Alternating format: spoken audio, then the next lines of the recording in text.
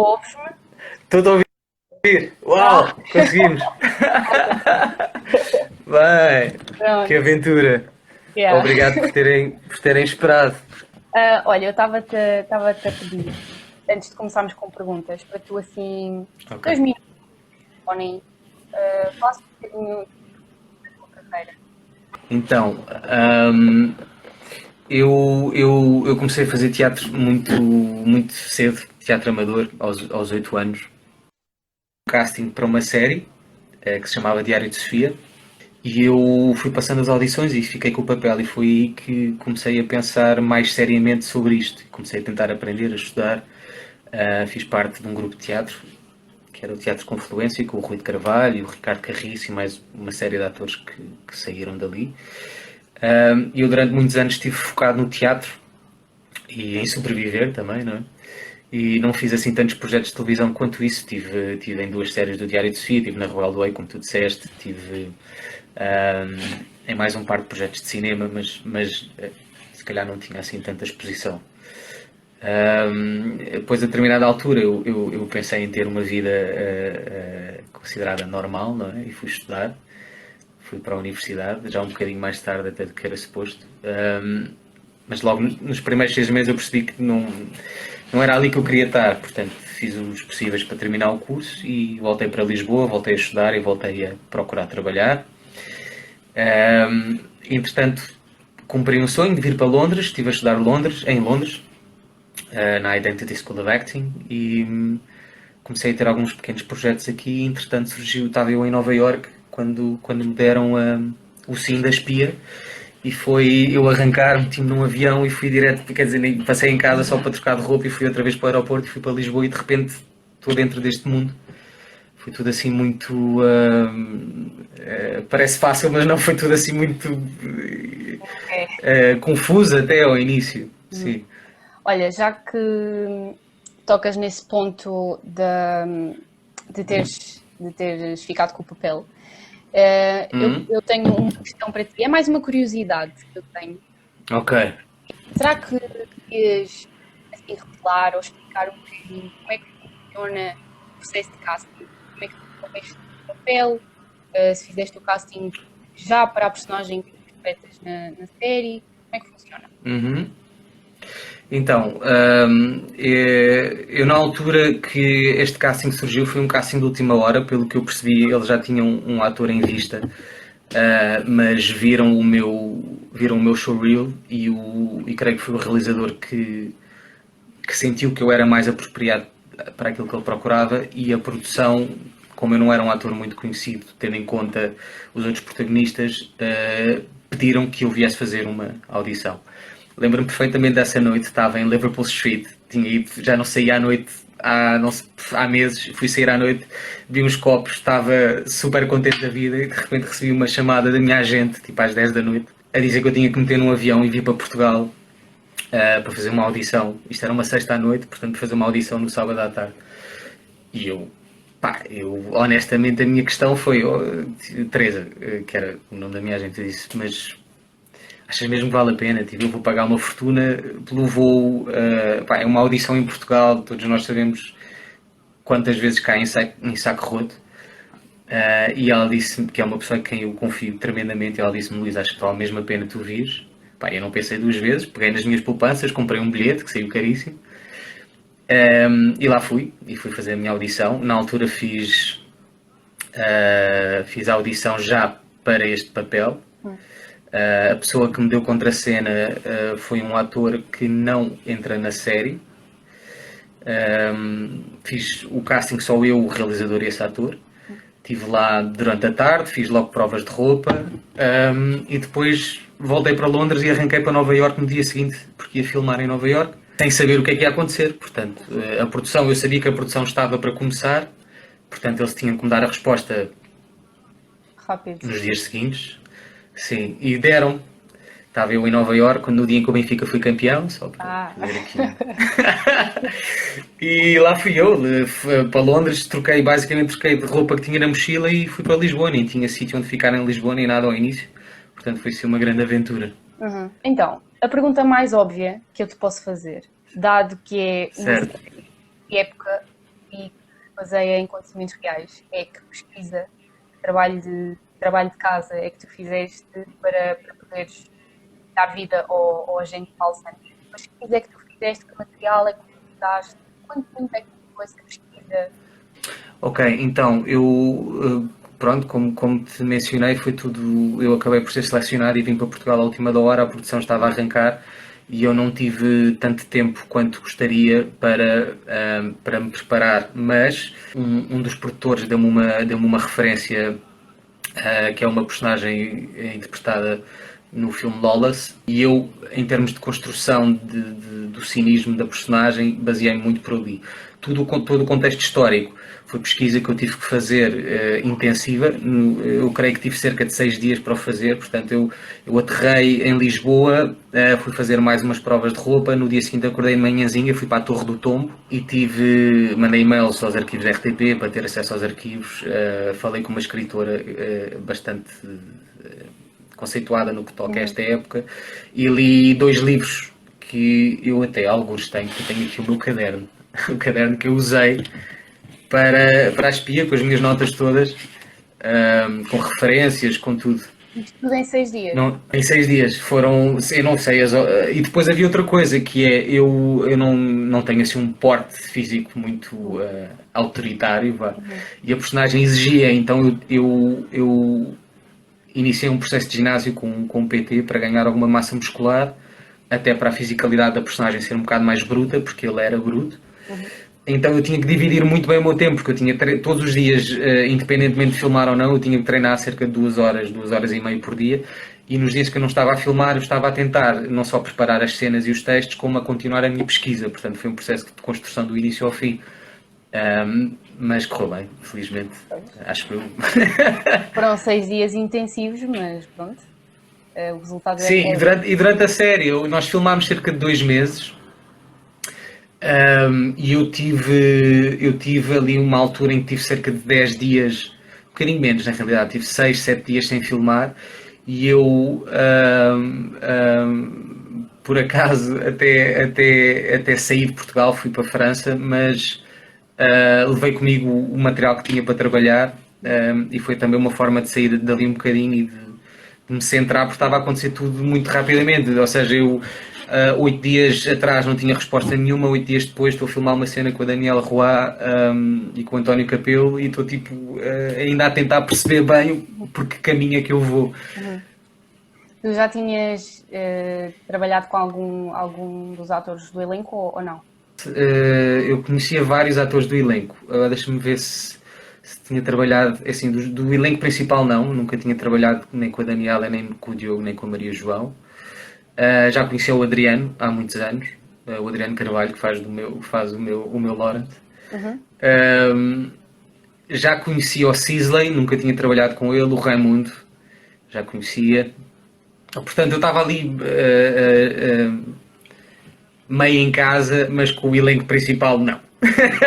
Com o elenco principal foi interessante, porque acabei por conhecer também durante este período de filmagem, passámos muito tempo juntos, não é? E foi muito, adorei, impecáveis, e toda a gente fez um trabalho ótimo. Mas pronto, respondendo à tua pergunta, não tinha trabalhado com ninguém do elenco principal. Olha, ainda sobre o Paulo. É assim, o Paulo é-nos apresentado como este agente de uma polícia de Estado. Que à primeira vista é mauzão, é mau. Mas à medida que os episódios passam, nós vamos percebendo que há mais camadas nesta personagem, que há ali mais qualquer coisa. E para além disso, eu não sei se a personagem é baseada mesmo num agente Paulo Santos que tenha existido de verdade. Já me respondes a isso. Mas ele no fundo representa uma entidade, representa um tipo de pessoas que existiu de verdade. Como é que foi para ti criares essa personagem, chegares àquele Paulo Santos que nós vimos na televisão? Como é que foi? Olha, vou começar por te responder dizendo que o Paulo Santos não existiu, ou se existiu, não há registros praticamente nenhum de agentes da PID, que foi das primeiras coisas que eu fui ver. Eu inicialmente baseei-me no Rosa Casaco, porque foi um agente que foi bastante importante na altura na PID e ainda havia registros modernos dele. E baseei-me nele, comecei por ali porque as entrevistas dele mostravam uma pessoa que não tinha remorsos, ou seja, que sentia que as ações que tinha tomado eram justificadas de alguma forma. E que no final eu creio que ele até tinha um certo sentimento de que ele é que foi um injustiçado quando acaba a ditadura e ele teve que fugir para o Brasil na altura, por Espanha. Eu comecei por aí, de procurar referências que é muito difícil de encontrar, nos arquivos inclusive. Quando eu me apercebi que não ia ter nenhuma referência concreta, sólida, eu parti para outra zona. Comecei a tentar criar eu dentro daquilo que era a normalidade na PIDE.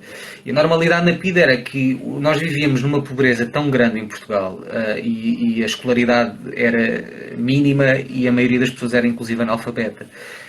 Muitas passavam fome e normalmente eram essas pessoas que vinham do Alentejo ou de outras zonas, e eu foquei-me na zona do Alentejo porque era uma zona que eu já conhecia, que vinham de famílias muitas vezes destruturadas, pobres, que vinham para Lisboa e vinham trabalhar para o Estado, porque naquela altura as tuas soluções eram ou ias para a igreja, se fosses muito pobre, não é? Ou ias trabalhar para o campo, se tivesses forma de, ou ias trabalhar para o Estado, para o Exército ou nomeadamente para a polícia.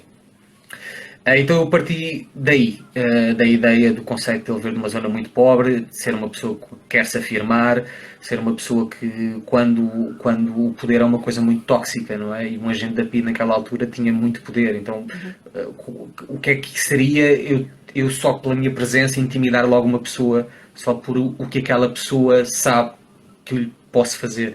Depois multipliquei isso por 10 porque ele era suposto já ser um agente sénior super conhecido, que toda a gente tinha medo. E comecei por aí, e eu fico feliz, tu vês que tem muitas camadas, porque eu tentei procurar ser o mais fiel possível ao que seria uma pessoa que dentro das suas fragilidades humanas faz aquele trabalho e não pensa nas consequências, ou se pensa é uma coisa que para ele está justificado. E a partir daí, porque é muito concreto, naquela altura a pobreza e a falta de educação também fazia as pessoas terem todo o tipo de... Não havia pensamento, tinham todo o tipo de ações violentas e refletidas, e foi por aí que eu comecei a minha construção, de vir de tudo o resto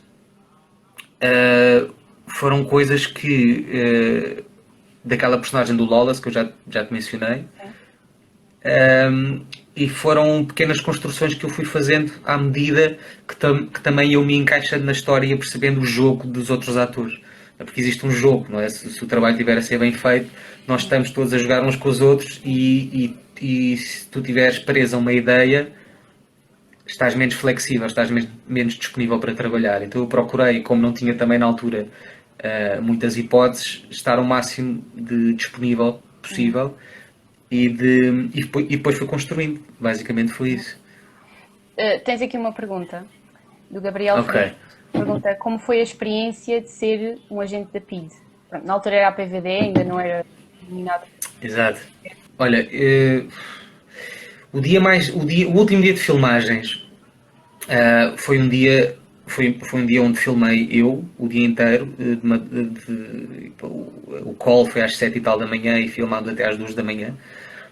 E eram tudo cenas da PIDE, e nomeadamente cenas de interrogatório. Portanto, eram cenas todas altamente violentas e cenas que puxam por um lado que eu não sinto. Bom, se usei-o é porque tenho em mim, mas não é uma coisa que eu escolho ter no meu dia-a-dia, não é? E foi ao início do dia foi meio divertido, sabes? Aquela coisa de eu faço de mal e de repente toda a gente tem medo, é tipo meio engraçado, tipo, é uma coisa que tu não estás habituado. Mas à medida que as coisas vão se tornando mais intensas, porque tu estás a fazer aquilo realmente a sério e tu vês vês uma pessoa à tua frente que está a sofrer e está mesmo a sofrer e tu estás-lhe a bater e tu estás a castigá-la e depois tu fazes isto durante 7, 8, 10, 12 takes, muda de cena, 7, 8, Aquele dia eu lembro-me de sair exausto e de sentir-me desculpado, eu sentia-me na merda, pá, eu sentia que era uma pessoa tão má, eu não acredito, porque depois saíam coisas de improviso durante as cenas, e aquelas coisas que saem de improviso são coisas que tu não pensas, não tens planeadas, então tu pensas, não, isto saiu de dentro de mim, portanto isto existe em mim, isto é uma perversão, assim, como assim isto existe em mim? Portanto, teve momentos, para resumir, eu diria que durante a série teve momentos bastante divertidos, talvez as cenas menos violentas, e as cenas um bocado, pronto, que já são mais antagónicas à minha pessoa, foram muito complicadas de lidar. Mas pronto, em geral foi uma experiência extraordinária. No meu trabalho de pesquisa aconteceu uma coisa engraçada que foi, houve uma homenagem do governo português às vítimas da PIDE, porque eu creio que era um aniversário, e eles tinham um grande, uma espécie de um arco no metro do Chiado com informação e com ecrãs eletrónicos com a cara das pessoas que morreram e que foram torturadas e os nomes. E eu passava por lá, não todos os dias, mas muitas vezes. Foram várias as vezes que eu fiquei bastante tempo a olhar para aquelas caras, e depois tu em alguns livros tens algumas fotografias, mas muito poucas, mas tens relatos muito reais do que é que faziam aos homens e às mulheres que eram presos.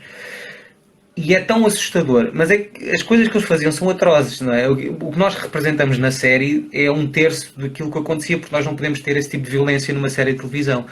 Mas tu sabes que aquilo existiu, que foi há 50 e poucos anos, e que houve pessoas que sofreram um tipo de dor e de medo que, pá, surreal. A mim deixa-me inquieto, deixava-me muito inquieto, deixava-me assustado, e depois, como eu não sou uma pessoa violenta, de repente eu estou a exercer essa violência, aquilo mexe contigo, não é? Choca com a tua personalidade e com quem tu és fora da não, e a mim dá-me uma visão muito... Por exemplo, o 25 de Abril, que é um feriado que eu aprendi na escola, o significado e os intervenientes, etc. Mas eu não dava a devida importância ao feriado em si, portanto, era um feriado, eu percebo a importância dele, pensava eu. A partir do momento que eu mergulhei dentro do tópico e apercebi-me realmente das lutas das pessoas, e do que é que aconteceu, e do que é que eles faziam às pessoas, e como é que era a realidade, e que isto foi só há 50 anos atrás, as pessoas no seu dia-a-dia não têm uma percepção de que o tempo, em 20 anos muita coisa pode acontecer, e tomamos a liberdade ou a democracia ou o que seja como dado adquirido, mas não foi. Não foi. Houve pessoas que morreram e que sofreram torturas e que viram familiares serem mortos à frente, para nós hoje podermos estar aqui só a ter esta conversa, por exemplo. E infelizmente há muitas pessoas que têm memória curta. Sim. Enfim. Olha, estavas a falar das cenas do relatório, são Sim. partes mais, onde há mais violência, mais ação da tua parte. E eu pergunto, como é que foi trabalhar com os duplos? Porquê é que eu pergunto isto? Sim. Eu sei que trabalhaste com o David Chão Cordeiro. Certo. E nós, na Séries da TV, nós temos um podcast. E num dos episódios, o David foi nosso convidado. E ele é incrível, ele é super simpático. Eu não fazia ideia que havia sequer uma agência da empresa pessoal. É uma faceta da indústria do entretenimento que é muito pouco conhecida e que não lhe é dada a devida importância. Portanto, eu gostava de falar um bocadinho como é que foi, gravar cenas, levava muito tempo, de acabar de casa. Olha, foi a primeira vez que eu trabalhei com o David e já tive a oportunidade de trabalhar com ele numa outra série que já filmei, entretanto. Eu já tinha tido aulas de stage combat, mas nunca tinha tido a necessidade de trabalhar com duplos. Houve algumas cenas que foram filmadas de interrogatório onde o David não estava no set, portanto fui eu que tive, eu e os meus colegas, obviamente, que criámos a cena e que improvisámos ali. Houve outras cenas que foi com o David e houve outras cenas que foi com o João, salvo erro, que é uma pessoa que trabalha com o David. Nós não tínhamos muito tempo para preparar, portanto o David aparecia no dia onde haveria uma cena mais específica da ação. nós tínhamos talvez, sei lá, meia hora para trocarmos impressões entre nós e o realizador do que é que se pretendia e quais os ângulos de câmara e como é que as coisas funcionam. Depois tu tens cerca de 2, 3 ensaios muito rápidos, porque o tempo está a correr, não é? E tens que ir filmar, portanto não é propriamente fácil, não farias isso assim cá em Londres, por exemplo. Se calhar tirarias um dia ou dois para ir trabalhar só com eles, para as cenas já estarem marcadas e definidas e depois quando vais filmar só fazes algumas correções. Portanto foi desafiante, devo dizer, mas tirando as cenas de interrogatório, por exemplo, eu tenho uma cena com o Cisley Dias em que eu vou buscar a casa e ele vira-se a nós e nós batemos. Isso foi das coisas mais divertidas. Pá, o pior dessa cena foi que eu, o Cisley e o Raimundo, nós não parávamos de fazer piadas um com os outros. Então nós tínhamos que fazer uma cena com alguma tensão e nós estávamos a rir, sabes aqueles risos incontroláveis que tu não consegues parar de rir e que nós ficávamos cada um no seu canto para ver se conseguíamos respirar antes do take e só nos juntávamos no início do take para ver se a coisa funcionava. É muito divertido trabalhar com cenas de ação e o David é super profissional, é uma pessoa que te põe super à vontade, que te explica como é que tu deves fazer o golpe realmente para a leitura ser correta na câmara. Portanto, foi muito divertido, tirando a parte mais pesada das outras cenas. Eu adorava fazer qualquer coisa mais intensa com duplos. E em relação à importância deles, em Portugal se calhar seria uma coisa estrutural, não é? Que importância é que nós damos à cultura número 1? E a cultura envolve milhares de profissionais, não são só os atores ou assim as caras, as pessoas que dão a cara, duplos, técnicos, são mesmo milhares de pessoas. E numa indústria que já tem tanta dificuldade em sobreviver, valorizar então é muito complicado, não é? Se tu vês nos Estados Unidos os próprios duplos que já estão muito mais organizados, têm sindicatos, etc., ainda lutam hoje em dia, embora já sejam reconhecidos na academia, etc., ainda lutam hoje em dia para terem algum respeito. Imagina em Portugal, não é?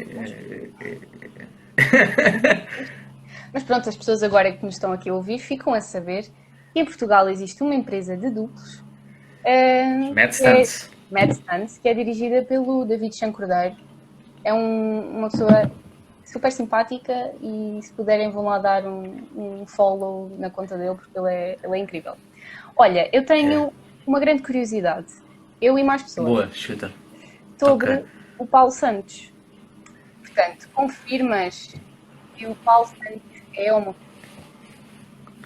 Confirmo e sublinho que ele é homossexual.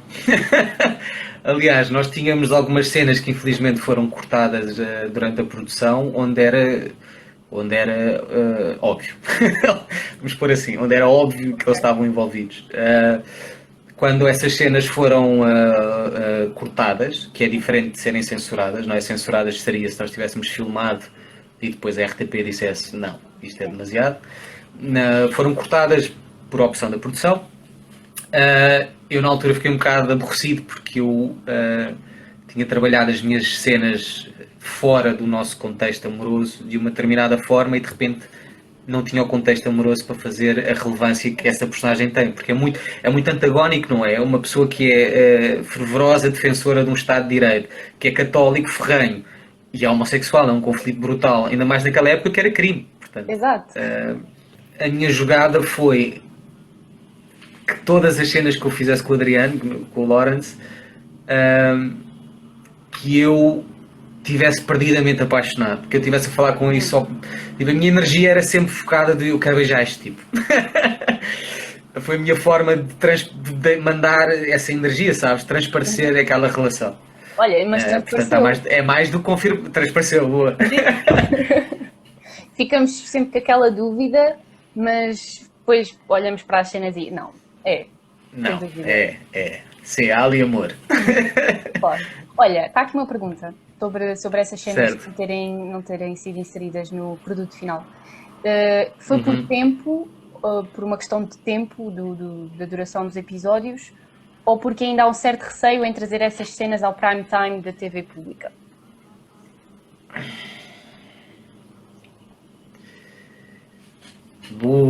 Bem, é assim, eu não posso dizer que não foi por causa do tempo, porque eu sei que realmente estávamos apertados de tempo. Se foi por algum tipo de receio, eh, também não te posso responder porque não sei. Mas Claro. eu, pessoalmente, e isto é a minha opinião pessoal, eu sei que isso existe em Portugal, como existe em muitos outros sítios do mundo, atenção.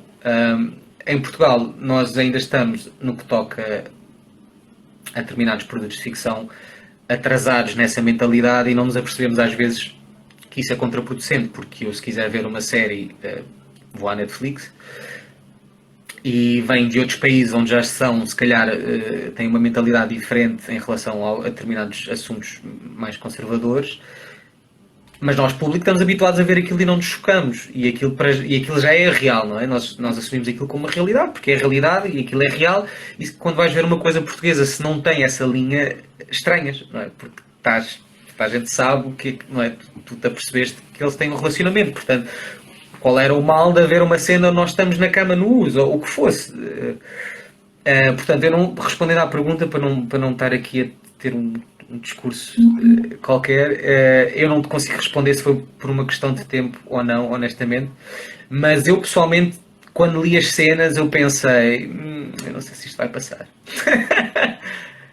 É assim, agora que me estás a dizer que existiam essas cenas, eu acho que fazia todo o sentido elas terem sido incluídas, porque fechava mesmo aquela dúvida e dava mais consistência ainda à personagem e à interação dele com o Lawrence.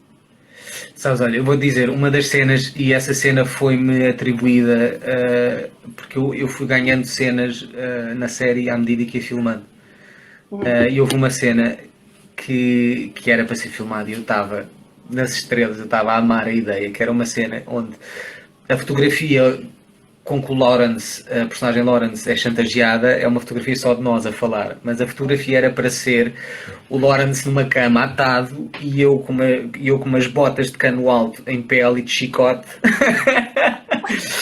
A sério, juro-te, era isto que estava escrito, de chicote na mão, e era assim uma cena muita, pá, muita sexual fora que era uma coisa que na Alemanha naquela altura já acontecia. Sim.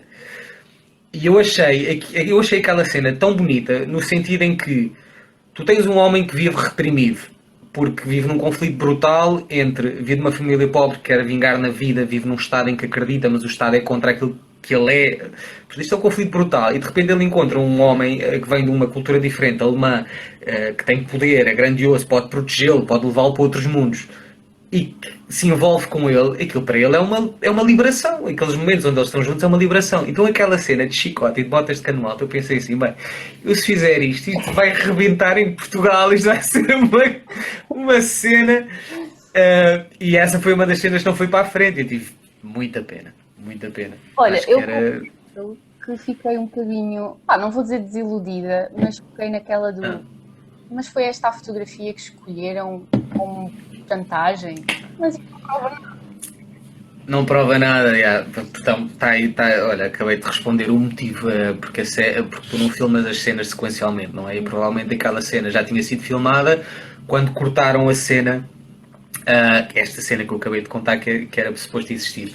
Então tiveram que colocar uma foto nossa, um frame nosso normal, a falar, pá, que não é assim tão...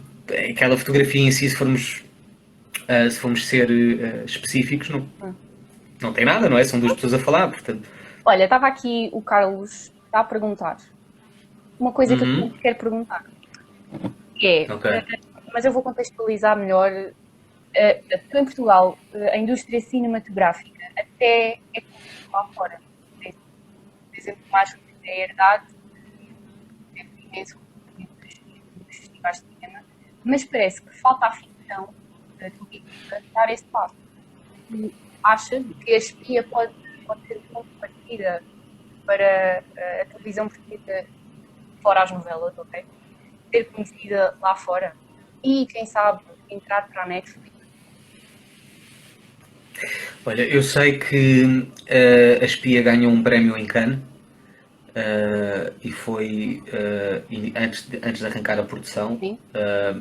ganhou um prémio em Cannes e foi daí que surgiu este projeto Megalómano para a realidade portuguesa, não é? Portanto, o projeto não tem sequer um quarto do budget de outros projetos cá fora, mas para a nossa realidade foi uma coprodução com uma produtora espanhola também, portanto envolveu bastantes recursos.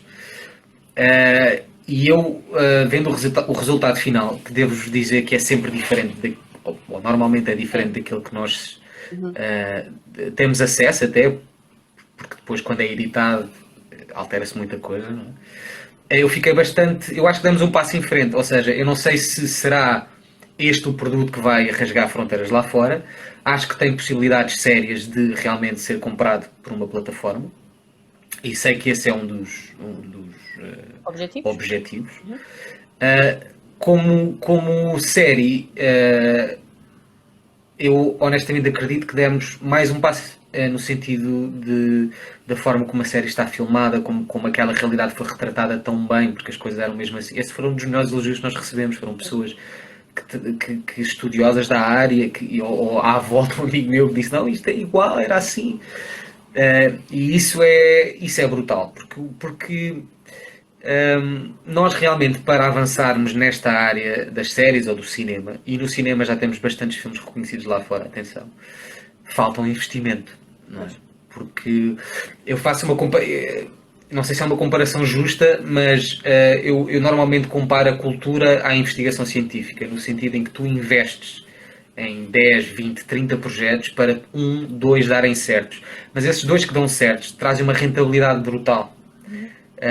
E tu investes, quando tu estás numa área científica, está uma pessoa a estudar Y e não chega a lado nenhum. Mas as conclusões de não chegar a lado nenhum vão-te apoiar noutra investigação que está a acontecer noutro sítio. É a mesma coisa com as produções. Eu vejo um bocadinho assim. Portanto, o que realmente falta, e a RTP nos últimos anos tem começado a fazer isso e tem produzido boas séries, é um investimento contínuo. Quanto maior, melhor, não é? Claro. Porque os recursos técnicos e a arte e a nossa capacidade está cá.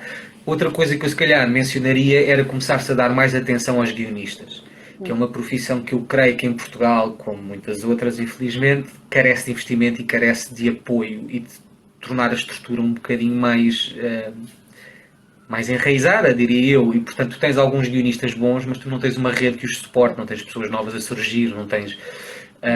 e realmente o que faz para mim grande diferença nas séries que nós vemos nas plataformas são aquelas histórias que nos agarram do princípio ao fim, porque os meios técnicos tu consegues, não é? Basta teres dinheiro e teres bons técnicos, tu consegues. O guião que te prenda do princípio ao fim já exige outra coisa, não é? As pessoas veem o produto final e esquecem-se de tudo, toda a logística que aquilo envolve e as pessoas. E a parte, o que eu acho, por exemplo, eu vou fazer aqui um mini discurso político. Eu tenho a sorte de já estar em Londres há 3 anos, então quando surgiu esta crise eu tenho o Estado de cá, como eu já faço descontos há mais de 3 anos cá, a apoiar-me. Mas eu sei o quanto é gritante e grave a situação na cultura em Portugal neste momento.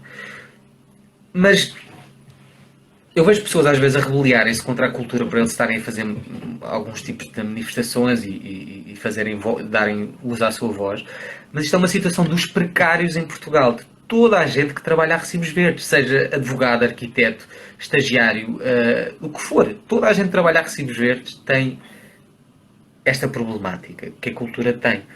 Portanto, para mim seria muito mais interessante para todos como país se tivéssemos uma união entre as pessoas que são precárias, porque isto não faz sentido numa situação destas extraordinária que estamos a viver, haver pessoas que estão a passar fome quando elas sempre trabalharam a vida toda e tiveram descontos certos e tudo.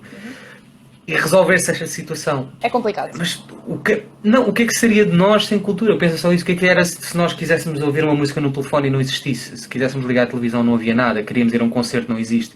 Queremos o que for, teatro, porque a cultura tem tantas ramificações, é tanta coisa, livros. Eu não percebo como é que as pessoas não têm esta consciência. Sim, uma pergunta que foi feita...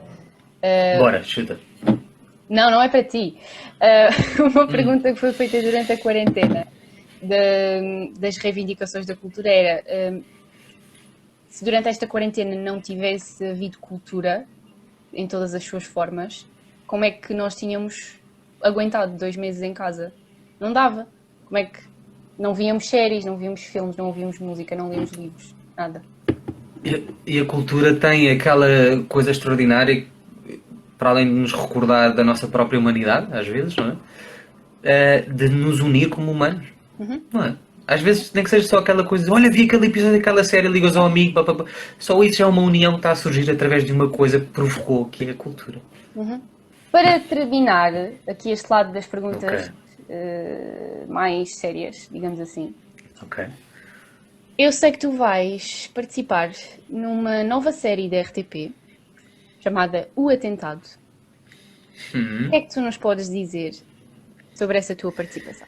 Eu sei que é uma série de época também. E passa-se uns anos, passa-se já na altura da PIDE, portanto, sensivelmente uns 12 anos depois da situação da espia. Eu faço novamente um agente da PIDE. Pelo menos já tens o trabalho de estar feito. Mas sabe, eu não ia. Não, a dificuldade é essa, porque como é que tu fazes uma personagem que à partida terá traços semelhantes, não é? Ou vai ter ações semelhantes, como é que tu o fazes, como é que tu a reinventas, não é? Isso foi quite the challenge. É uma série que retrata um momento histórico em Portugal que eu creio que poucas pessoas têm conhecimento, que foi um atentado que foi efetivado contra Salazar, que falhou, mas que foi, pronto, não foi bem sucedido, mas aconteceu. E a desorganização da polícia na altura e de como é que funcionavam os esquemas de poder, que tu acabaste por prender pessoas que não tinham nada a ver com aquilo, culpaste-as, e depois quando apanhaste os verdadeiros culpados, por motivos políticos, liberaste os verdadeiros culpados de certa forma e mantiveste os outros presos só para que se mantivesse a imagem de que o Estado está forte, está seguro e sabe o que faz, etc, etc. Uma série muito interessante, realizada também pelo Jorge Paixão da Costa. Esta personagem não foi uma personagem de ficção. Não há registros quase nenhuns desta pessoa, excepto que foi uma coisa muito interessante na memória coletiva, ou seja, foi a avó de um amigo meu, já eu tinha desistido, não encontrava nada acerca desta pessoa, e foi a avó de um amigo meu que se lembrava com terror, mas com terror, uma coisa estranhíssima, desta pessoa, que era o Samuel Maneta, que era mesmo uma pessoa que tinha uma deformação na mão, pá, e que era um assassino, mas assim, do género. Há uma história que eu encontrei num documentário que é: ele entra numa casa à procura do pai de uma família e o pai não está lá, então ele põe as crianças a correr pelo corredor da casa, frente e trás, e está com um martelo a bater-lhes quando elas passam, e não parava até eles dizerem onde é que estava o pai. Não, mas isto aconteceu, estás a ver? Portanto, é este tipo de pessoa que eu tentei de alguma forma retratar ali na próxima série. Mas já filmaste? Já, eu acabei de filmar e na semana seguinte eu fiquei por Portugal porque ia ser a estreia da Espia e entretanto, lockdown, não é? E tivemos a sorte de acabar mesmo, foi por uma semana, 2 semanas, se tanto. Sorte. Olha, então e quando é que isso estreia? Para o ano? Eu creio que será em setembro deste ano. Deste ano? Sim, 2020. Ok, é bom. Quem sabe se não voltamos a falar então, pois nessa altura. É só lançares o convite. Está bem. Olha, Luís, muito obrigada. Obrigado, eu desculpa por esta confusão inicial das tecnologias. Foi muito bom esta conversa, gostei muito de conhecer e sem dúvida igualmente vou acompanhar o teu trabalho. Beijinhos e vamos falando.